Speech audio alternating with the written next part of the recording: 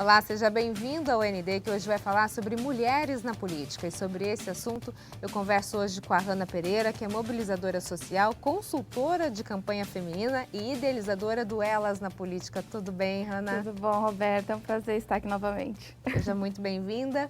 Vai ter evento agora acontecendo em Santos, é isso? Do Elas na Política? Teremos dia 19 de outubro, que é o próximo sábado, na Unifesp, em Santos, no segundo edifício acadêmico deles, o seminário Rumo à Paridade de Gênero nos Governos da Baixada Santista, que a gente espera fomentar essa discussão aí para os próximos anos. Algumas mesas redondas, o que vocês pretendem fazer? Nós teremos das 10 às 9h30, abre o credenciamento, e das 10 às 16 nós teremos 5 painéis. O primeiro painel, a gente vai discutir o cenário das mulheres na política, junto com uma representante do Ministério Público de São Paulo. E nessa mesa a gente vai apresentar também a pesquisa que nós desenvolvemos na Baixada Santista com as eleitoras e com as vereadoras eleitas. Na segunda mesa, nós vamos falar sobre a importância da participação da mulher na construção de políticas públicas, onde nós teremos as vereadoras da Baixada trazendo um pouco do trabalho delas. A terceira mesa, a gente vai falar sobre o uso de tecnologia para ampliar a visibilidade das mulheres nas eleições. 2018 foi um boom e nós temos algumas plataformas que foram desenvolvidas e podem ser utilizadas. Nós teremos algumas dessas organizações apresentando para a gente como foi a aplicabilidade dessas plataformas em 2018 e o que a gente pode esperar para 2020. Uma quarta mesa, nós vamos falar sobre mulheres negras na política, onde elas estão, que é algo que a gente precisa discutir urgentemente com prioridade. E a última mesa sobre o panorama de campanhas eleitorais das mulheres com algumas consultoras e pesquisadoras da área. Quem quiser participar, precisa fazer algum tipo de inscrição? É importante, na nossa página, no Instagram ou no Facebook, tem o link para inscrição. E é importante página é o Elas na Política? Isso, o Movimento Elas na Política, tanto no Facebook quanto no Instagram. Ok, então vamos falar um pouquinho mais sobre a mulherada na política, como é que está esse cenário. Hoje, o que a atual lei para as eleições estabelece? Então, a gente não tem muitas novidades, mas nós temos informações que são extremamente necessárias, uma foi a cláusula de barreira que aconteceu nos últimos anos e vai ser aplicada pela primeira vez no nível municipal, que são os partidos também não poderem fazer coligações. Eles não podendo fazer coligações, os partidos vão precisar ter muito mais pessoas para compor essa chapa, então a gente deve ter um número maior de candidatos e candidatas. E não à toa a gente já tem uma procura por mulheres muito alta. Você acha que as mulheres da nossa região, elas estão aptas para isso? Você enxerga uma aptidão, uma vontade de participar da política da região? Como é que você vê? O termo estar apta, ele é um pouco complexo, né? Porque por um ponto de vista, a mulher pode não estar e por outro ela pode estar. Tem muitas mulheres que querem, mas elas não estão prontas, elas não estão preparadas com informação, com capacitação, com conhecimento eleitoral, político, de articulação, de direito eleitoral, por exemplo, de comunicação. Às vezes falta esse preparo, mas ela está dentro dela, ela está com coragem, ela está com vontade, ela está com determinação, ela já faz um trabalho muitas vezes no seu grupo ou na sua comunidade e isso torna ela apta também, mas não quer dizer que ela esteja totalmente preparada. E essa é uma das maiores reclamações que a gente tem das mulheres com relação aos partidos, que não capacitam, não formam, não entregam esse complemento que é extremamente necessário para uma candidatura. Agora é importante a gente entender que esse movimento Elas na Política é um movimento apartidário, suprapartidário, como é que é o esquema? Nós somos um movimento suprapartidário. A gente gosta muito de enfatizar, porque assim, nós temos pessoas que são filiadas em várias siglas e nós temos pessoas que não são filiadas. A gente também não criminaliza a discussão política dentro dos espaços que a gente oferece. E isso é uma característica nossa, porque essa criminalização dos partidos tem afastado as pessoas, qual a gente não pode mais perpetuar. A gente precisa trazer as pessoas para perto. Então, se uma pessoa se mostra interessada, tem interesse de conhecer um pouco mais da política, mas não está afiliada a nenhum partido político, ela pode participar do Elas na Política, Pode. conhecer um pouco mais, participar das discussões e até finalmente se filiar ao partido que ela escolher. É isso? Ela consegue sim participar, ela vai se preparando, tem os prazos eleitorais para filiação, né? Então a mulher pode até abril do ano que vem ainda se filiar. E até lá ela pode ir se preparando, participando dos espaços que a gente oferece ou que outros grupos na região também estão oferecendo e vai se formando, vai se capacitando, vai se munindo de informação, preparando a sua campanha até ela tomar uma decisão. Ela pode ir conhecendo os partidos, né, para sentir qual faz mais sentido para ela. Agora você falou que não vai poder ter a coligação, né? Isso quer dizer que a gente vai ter que ter a necessidade de um número maior de mulheres disputando essa eleição.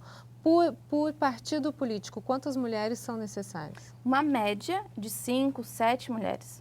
Isso aqui na região, né? Porque varia a quantidade da chapa de cidade para cidade. Agora, como fazer com que essa mulher não seja uma laranja, não esteja lá para fazer número, que ela realmente seja uma candidata, sim, que ela tenha ideias próprias, que ela tenha o apoio do partido? Sim.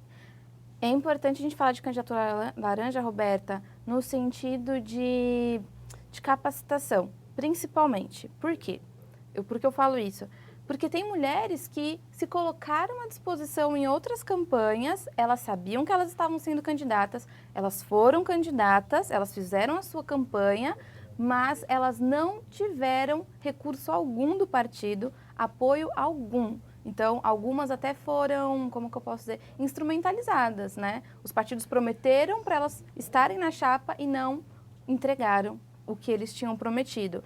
E aí, no final, essa mulher é contabilizada por uma candidatura laranja, mas ela não estava inerte, ela Sim. não estava sem saber. Ela estava sabendo, ela estava ciente de que era uma candidata, mas ela não sabia que estava sendo enquadrada numa candidatura laranja, né? Que aí são duas questões. Então, tem um pouquinho da honestidade do partido e tem também do conhecimento da candidata. Por isso que é importante ela buscar e estar preparada, de que, olha, no meio do caminho, o partido não está oferecendo, não está dando apoio, está faltando para ela, ela não consegue caminhar na candidatura dela, então aí ela pode buscar recursos jurídicos para enquadrar o partido também nessa responsabilidade. E aí a gente tem uma alteração de conceito jurídico agora, que nós tivemos a primeira candidatura, primeira chapa laranja no Piauí, que caiu toda a chapa. Eles tinham eleito 6 homens na cidade e todos perderam os mandatos por conta disso. Foi o primeiro julgamento que o TSE fez esse ano, então ele abre um precedente para os outros processos também. É importante que todos da chapa, homens, mulheres e partidos, estejam cientes. Tem algum candidato laranja? Porque se for pego, se tiver o processo, toda a chapa vai cair. Ok, então, no próximo bloco a gente continua a falar um pouquinho mais sobre mulheres na política. A gente volta já já. O ND está de volta. O nosso assunto de hoje é mulheres na política e sobre isso eu converso com a Hanna Pereira, que é idealizadora do Elas na Política. Hanna, existe uma mobilização nacional em prol das mulheres na política, é isso? Isso, Roberta. Atualmente, nós estamos com a mobilização nacional chamada de Projetos de Lei Mais Mulheres na Política, que são 3 projetos de lei construídos coletivamente entre movimentos sociais, institutos acadêmicos, organizações e o Ministério Público de São Paulo. Nós começamos há mais ou menos uns 4, 5 meses atrás e agora nós estamos em fase de articulação e mobilização no país para ter apoio popular e conseguir a aprovação no Congresso Nacional ainda esse ano. Quais são os principais pontos, então, que se preocupa com isso? O que nós estamos pedindo nesses projetos? Nós estamos pedindo a reserva de 50% das cadeiras nas esferas distritais, federais e estaduais, sendo 25% para mulheres negras. Um segundo projeto, a gente também pede 50% da reserva de cadeiras para mulheres no nível municipal. E um terceiro projeto de lei, nós estamos pedindo o peso 2 de financiamento para mulheres. O que é isso, né? Poucas pessoas conhecem. Seria um incentivo a mais para o partido eleger mulheres. Hoje, o financiamento, ele é proporcional à quantidade de congressistas e senadores, né? Só que aí a gente pede o dobro de valor no financiamento para as candidatas mulheres eleitas para aquele partido. Agora, então, vai entrar mais recurso e vai ter mais mulheres eleitas. Agora, Hannah, uma lei como essa, por exemplo, que se reserva um percentual de cadeiras, você acha que ela respeita a decisão popular tomada por meio do voto? Não fica uma coisa meio direcionada, de repente? Você precisa escolher uma mulher e não, de repente, uma pessoa que é capaz para ocupar aquele espaço? Sim. É uma pergunta muito interessante, mas, Roberta, antes da gente pensar numa decisão popular ou talvez até influenciar e não respeitar o voto da maioria, a gente precisa olhar para o cenário histórico, né? Se esse projeto for aprovado, nós teremos um olhar diferenciado para o nosso voto. Então, 50% das cadeiras serão das mulheres mais votadas e os outros 50% dos homens mais votados, não mais votados, mas de acordo com o coeficiente eleitoral, que também tem esse cálculo que é diferente, né? Mas nós teremos mais mulheres ali dentro participando. Olhando para o cenário histórico, nós temos assim um atraso de 400 anos na participação das mulheres com o voto. Os homens já fazem parte da política desde 1500, mais ou menos, 1532. Eles já votam e nem eram todos os homens assim. A mulher só foi permitida votar, e também não eram todas as mulheres, em 1932. E conseguiu votar de fato a partir de 1946. Então, assim, é um atraso imenso. A gente não está conseguindo falar de direitos iguais com um atraso histórico, cultural, emocional e social que a gente está vivendo. As cotas, ela também vem para impulsionar e potencializar essas mulheres. Então, a gente precisa falar, hoje, a maior parte da população, que são as mulheres, que são 51%, elas estão representadas? Não, elas não estão representadas. Por que elas não estão representadas? E é isso que a gente precisa discutir. Agora, existe uma capacitação para essas mulheres? Porque a gente está falando, claro, de empoderar essas mulheres, de colocar elas no mesmo patamar que os homens. Agora, elas estão, você falou, né, num atraso de 400 anos na questão do voto. Agora, na questão de um preparo político, de assumir essa posição, a gente está preparado para isso? Nós temos muitas mulheres preparadas e nós teremos mais para frente outras mulheres preparadas. Existe um trabalho muito grande acontecendo a nível Brasil e até mundial, que é a formação política para mulheres. A gente não está mais esperando a participação, o apoio ou o espaço de formação do partido político. Ele tem recurso, ele tinha recurso desde sempre para poder utilizar na formação de mulheres e eles nunca utilizaram. Nós temos um número extremamente baixo de utilização do percentual de mulheres. Então, esses movimentos que estão surgindo, esses grupos de mulheres, as campanhas coletivas de mulheres que estão surgindo, elas são potencializadoras, elas são formativas e com isso mais mulheres estão entrando. Nós tivemos um aumento de mulheres. Lá em 1998, mais ou menos, a nível federal, nós tínhamos umas 386 mulheres candidatas. Para 2018, nós tivemos mais de 2.000 mulheres candidatas. Isso é um salto, isso é um avanço também, um crescimento da participação de mulheres. O que a gente precisa é ampliar, porque por mais que tenha crescido, ainda não é suficiente.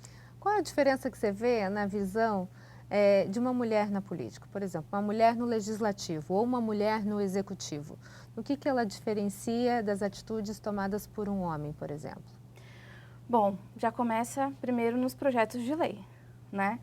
Eles saem um pouco do normal que a gente tem atualmente. Então, legislativos que são majoritariamente masculinos, eles têm um número maior de projetos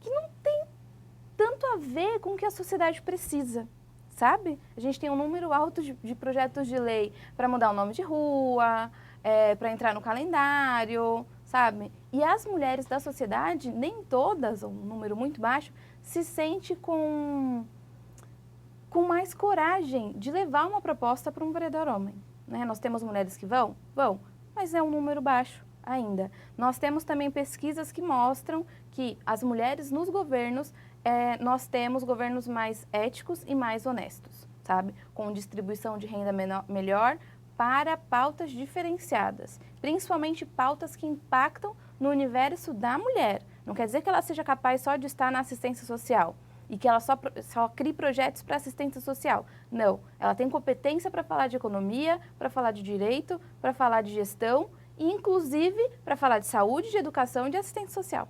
Também, né? Também. Você acha que essa lei ou essa mudança que se prevê é uma forma da gente incentivar os partidos políticos ou de colocá-los contra a parede? Como é que você vê isso? As duas coisas. Mais a segunda do que a primeira, talvez. As duas coisas precisam acontecer, sabe? Nós temos a lei de cotas que pede os 30%, que já vai fazer 12 anos, né? O número de mulheres cresceu? Cresceu, mas ainda foi baixo. Nós tivemos um número também de mulheres candidaturas laranjas. Então, assim, tudo isso também é responsabilidade do partido e eles precisam olhar. Os projetos de lei que a gente está construindo, querendo aprovação agora, é para dar uma pressionada ainda maior. Não só pressionar, mas como garantir o espaço de fala para as mulheres dentro dos legislativos. E aí a gente vai para um rápido intervalo e na sequência a gente fala um pouquinho mais sobre as mulheres na política. Nós voltamos já já. O ND está de volta e o nosso assunto de hoje é mulheres na política e sobre isso eu converso com a Hanna Pereira, que é mobilizadora social e consultora de campanha feminina. Hanna, você acha que as mulheres estão brigando pelo seu espaço ou elas ainda estão muito tímidas? Elas estão, Roberta. Elas estão cada dia mais empoderadas, com coragem e com união para disputar esses espaços e requerer o que é nosso de direito. Agora a gente falou muito sobre a questão da conscientização, do preparo das mulheres para elas ocuparem esses cargos. Agora a gente já teve uma mulher no mais alto cargo do país, que foi a presidente Dilma Rousseff. Isso não mostra que de repente basta concorrer para conseguir um cargo desse? Como é que você analisa essa percepção da Dilma como presidente da República? Sim.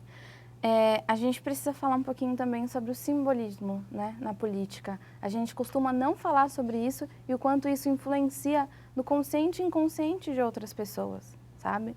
Independente de qual foi o perfil de trabalho dela, positivo ou negativo, a gente não está para discutir isso. Mas ter uma mulher na presidência, na mais alta cadeira do país, foi extremamente simbólico e empoderador para outras mulheres. A gente olha, ou até uma menina jovem, nova, nossa, eu tenho uma mulher presidenta, então assim, eu também posso estar lá, sabe? Isso é algo muito interno, nosso e às vezes subjetivo, que precisa ser levado em consideração.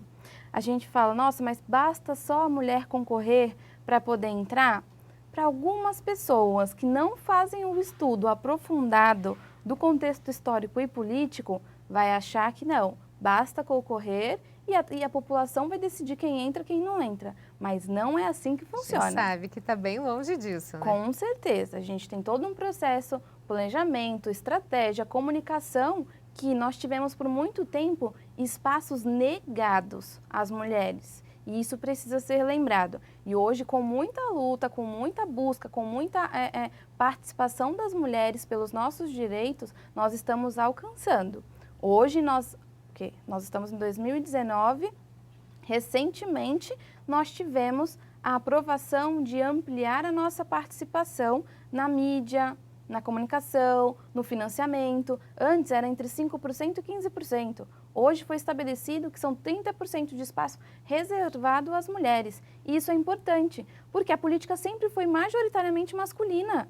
Sim. Então, assim, eles não têm a formação, o pensamento para falar, nossa, vamos colocar as mulheres, ou vamos olhar para as mulheres que são mais tímidas, o que está faltando para elas estarem aqui? Não tem alguma coisa errada se só tem homens sentados? Eles não fazem esse tipo de reflexão. Nós fazemos e nós precisamos fazer.